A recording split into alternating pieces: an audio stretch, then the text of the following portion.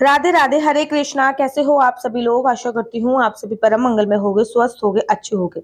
सर्वप्रथम आप सभी को सर्वपितृ अमावस्या की बहुत बहुत शुभकामनाएं। आप लोग भली भांति परिचित हैं कि पितृपक्ष चल रहा है और पितृपक्ष में पितृलोक का दरवाजा खुलता है और सभी पितृ अपने इच्छा से कि अपने पूर्वज के लिए जो हमारे नॉन है वो कुछ ना कुछ अवश्य और अवश्य करेंगे।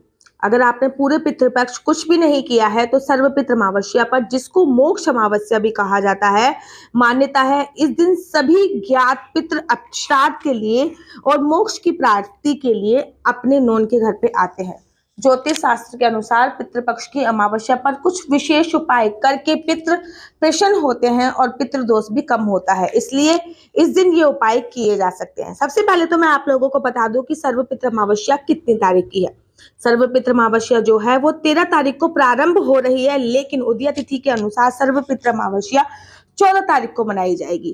तो 14 तारीख को सर्वपितृ अमावस्या है और ये पितरों की विदाई भी बोली जाती है। और इस दिन अगर आपने पूरे जो भी पितरों के दिन गए थे, पितृपक्ष गए थे, आपने कुछ नहीं किया है तो सर्वपितृ अमावस्या पर ये 6 कार्य अवश्य करें।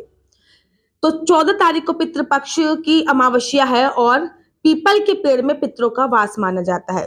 सर्वपितृ अमावस्या पर, मोक्ष अमावस्या पर पीपल के पेड़ पर जल चढ़ाएं और गाय के घी का शुद्ध दीपक अवश्य और अवश्य जलाएं। कहते हैं कि पीपल पर हमारे पितरों का वास आता है, वास माना जाता है। और पीपल के पेड़ पर जब आप जल चढ़ा रहे हैं तो आपको इस बात का ध्यान रखना है कि उस जल में आपको गुड़, काले तिल अवश्य और अवश्य मिलाने हैं। उसके बाद आपको एक गाय के घी का भी दिया जलाना है। ये सब करने के बाद आपको पीछे मुड़कर किसी भी कीमत पे नहीं देखना होता। सर्वपितृ अमावस्या पर किसी भी ब्राह्मण को अपने घर पे अवश्य बुलाएं।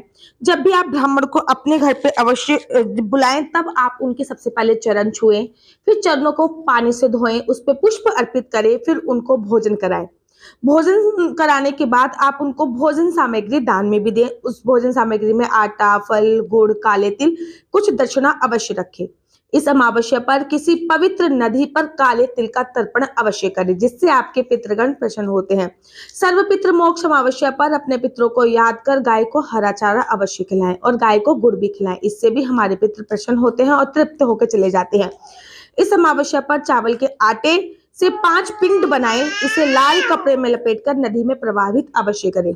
अमावस्या पर गाय के गोबर से बने कंडे को जलाकर उस पर घी, गुड़, कपूर और काले तिल जलाकर पितरों को तर्पण अवश्य और अवश्य दे, अर्थात पितृ देवभ्यो नमः जरूर बोले। इस अमावस्या पर कच्चा दूध, जौ, तिल व चावल मिलाकर नदी में प्रवाहित करें और यह उपाय सूर्य उदय के समय करेंगे तो बहुत अच्छा माना जाएगा। देखिए, पितृपक्ष का आखिरी दिन पितृ अमावस्या होती है। इस दिन कुल के सभी पितरों का श्राद्ध किया जा सकता है, फिर चाहे उनकी मृत्यु की तिथि आपको पता हो या ना पता हो, तब भी आप पितृ अमावस्या पर उनका तर्पण कर सकते हैं। पितृपक्ष की अमावस्या को सूर्योदय से पहले ये उपाय आपको अवश्य करने होते हैं। देखिए, एक जो उपाय मैं बता रही हूँ ये सूर्योदय से पहले करना है। इस उपाय में एक स्टील के लोटे में आपको दूध लेना है, पानी लेना है, काले तिल लेने हैं, सफेद तिल लेने हैं, गुड़ डालना है, जौ मिला लेना है। इसी के साथ कोई भी एक सफेद मिठाई ले सकते हैं।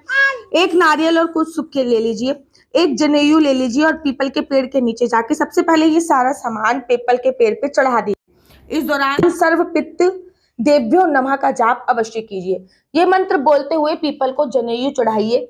इस पूरी विधि को करने के बाद 7 बार ओम नमो भगवते वासुदेवाय का जाप कीजिए। भगवान विष्णु से कहे कि मेरे जो भी पितृ अभी तर्पित नहीं हुए हैं वो तर्पण हो जाए और वो संतुष्ट होकर अपने धाम वापस जाए। इस उपाय को करने से पितृ तृप्त हो जाते हैं और पितृदोष का प्रभाव भी खत्म हो जाता है। उनका आशीर्वाद मिलता है तथा सभी प्रकार की आर्थिक और मानसिक समस्याएं दूर हो जाती हैं। देखिए, एक बात तो समझने वाली है, जिन्होंने हमें पाला पोसा, बड़ा किया, पढ़ाया लिखाया, हम में भक्ति, ज्ञान और धर्म के संस्कारों का संचार किया, उनका श्रद्धा पूर्वक स्मरण करके श्राद्ध तो देना हमें बनता ही है। जिस प्रकार चारागाह में सैकड़ों गायों में छिपी हुई माँ को अपना बछड़ा ढूंढ ही लेता है, उसी प्रकार श्राद्ध क्रम में किए गए पदार्थों को मंत्र और गोत्र बोलकर, चाहे हमारे पितृ किसी भी लोक में हो, पितरों के नाम, गोत्र, मंत्र श्राद्ध से किए गए अन्न को उनके पास ले जाते हैं, चाहे वो सैकड़ों योनि में क्यों ना गए हों। श्राद्ध के अनादि से उनकी तृप्ति हो जाती है। ऐसा बोला जाता है कि सर्वपित्र अमावस्या पर पितृ जो होते हैं वो भूमि पर आते हैं। इस दिन श्राद्ध जो होता है वो आपको अवश्य करना चाहिए, अवश्य और अवश्य करना चाहिए।